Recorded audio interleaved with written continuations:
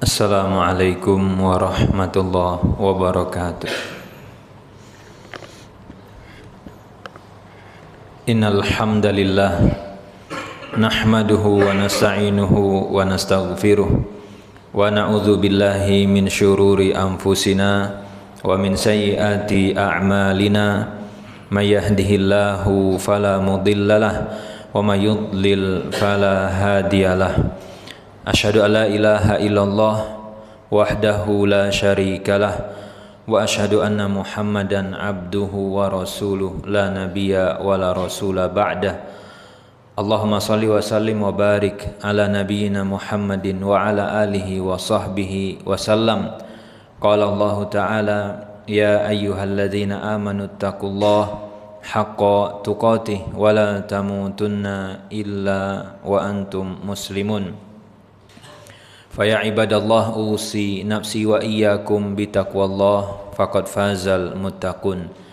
Jamaah salat Jumat rahimani wa rahimakumullah.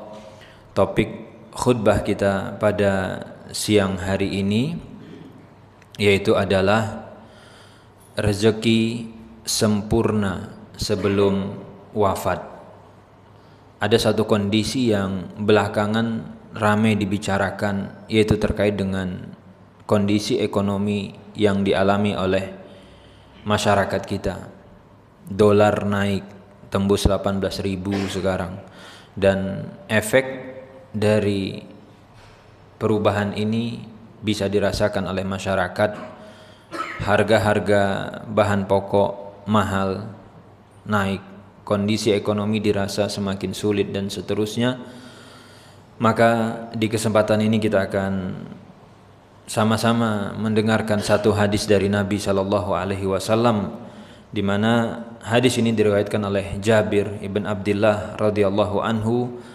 Beliau mengatakan bahwa Rasul Shallallahu Alaihi Wasallam bersabda, ayuhan nas ittaqullah wa ajmilu fit talab.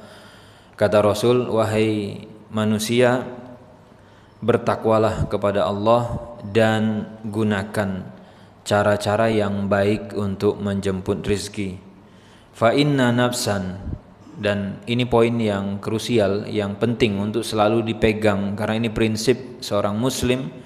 Rasul menyebutkan fa inna nafsan lan tamuta hatta tastakmila rizqaha. Kata Rasul, siapapun dari kita itu tidak akan mungkin meninggal dunia sebelum semua jatah rezekinya diberikan dan diterima olehnya. Wa in abta'a anha fattaqullah wa ajmilu fit talab. Kalau mungkin rezeki tadi terasa lambat datangnya, seret alirannya, maka pesan yang disampaikan Rasul tetap ajmilu fit talab. Khudhu ma halla wa da'u ma harum. Ambil dengan cara-cara yang halal dan tinggalkan cara-cara yang haram. Jamaah salat Jumat rahimani wa rahimakumullah. Ketika kita berada di kondisi-kondisi yang pahit, di kondisi-kondisi yang susah, maka kadang kondisi pikiran itu kalut, hati tidak tenang, dan akhirnya muncullah opsi-opsi untuk menghalalkan segala cara.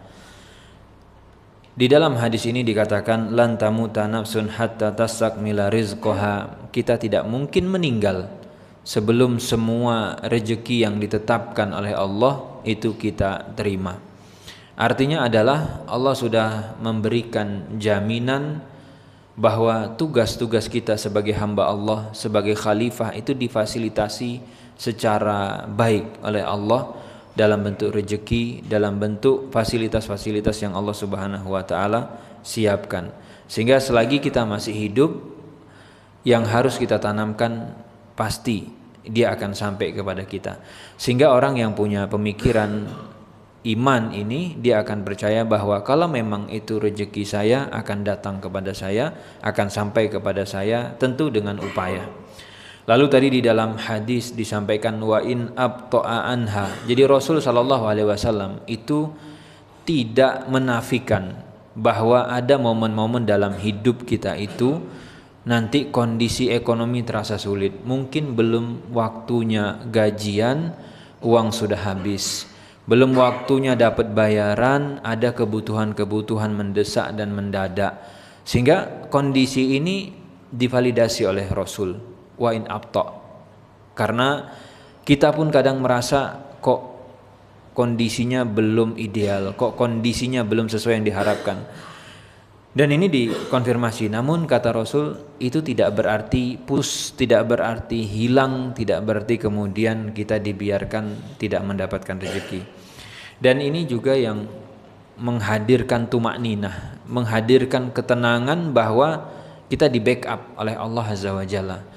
Karena kalau kondisi sulit tadi, tidak punya pegangan yang kuat dalam hal ini, keyakinan kita bahwa Allah membackup rezeki kita, maka hilang tumakninah dari dalam hati, bawaannya gelisah, bawaannya nanti tidak senang dan seterusnya, terutama hubungannya dengan ibadah-ibadah yang wajib. Akhirnya menjadikan kondisi sulit tadi untuk meninggalkan sholat, menjadikan kondisi-kondisi tadi untuk abai dengan kewajiban-kewajiban utama.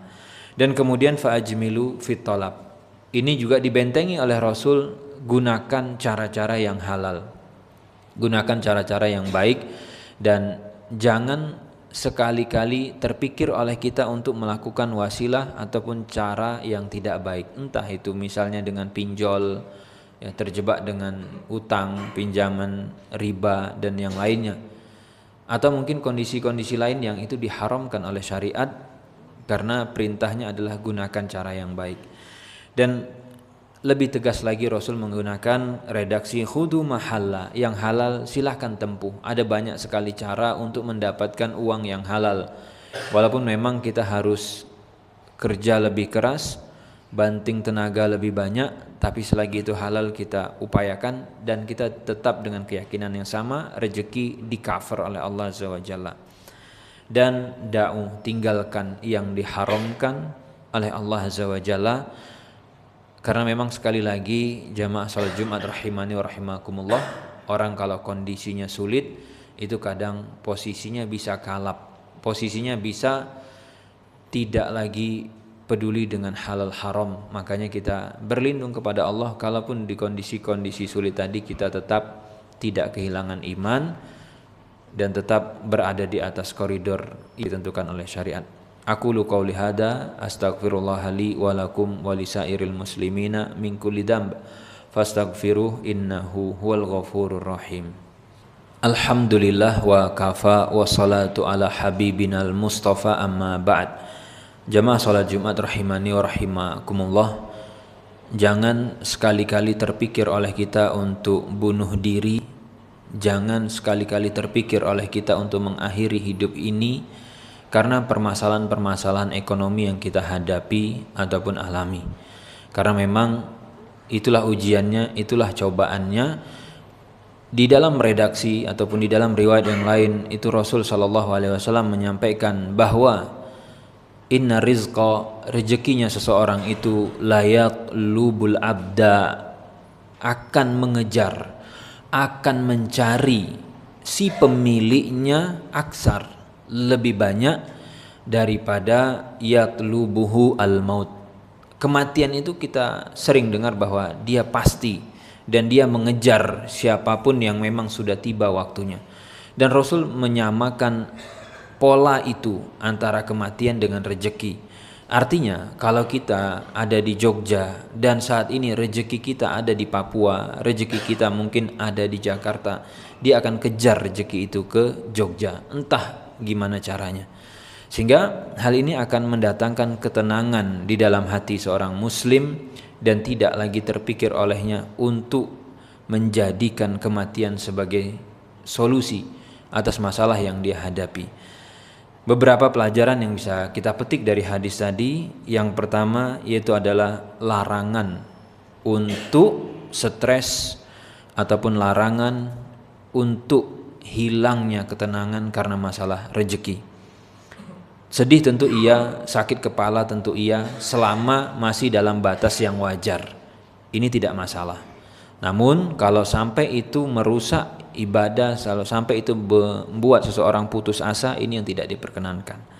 Lalu pelajaran yang kedua, ini hubungan antara rejeki dan maksiat. Para ulama menjelaskan kadang salah satu sebab yang membuat rejeki kita itu datangnya terlambat, berkurang porsinya, itu faktor kemaksiatan. Makanya di antara solusi yang ditawarkan atau diajarkan itu adalah memperbanyak istighfar. Ketika kita merasa rejeki kita kok seret, ketika kita merasa bahwa ekonomi lagi kurang baik, diperbanyak istighfarnya dan ditambah doanya ketika sepertiga malam terakhir.